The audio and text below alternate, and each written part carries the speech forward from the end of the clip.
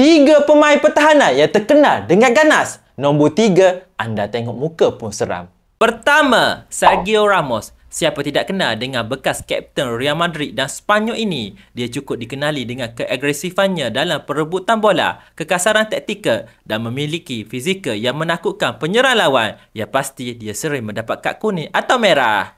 Kedua, Pepe. Bekas rakan sepasukan Ramos di Real Madrid dan pertahanan Portugal ini mempunyai reputasi sebagai pemain yang sangat keras dan kadang-kala melampau dalam tindakannya di atas padan. Gaya permainannya yang kasar dan ganas sering sahaja menimbulkan kontroversi. Ketiga, Jaap Stam. Pertahanan tengah Belanda yang beraksi pada era 90-an dan awal 2000-an ini cukup terkenal dengan kekuatan fizikalnya yang luar biasa, keupayaan dalam situasi 1 lawan 1 dan gayanya yang ganas sering menakutkan pemain lawan. Ada yang kata tengok mukanya sahaja sudah menakutkan.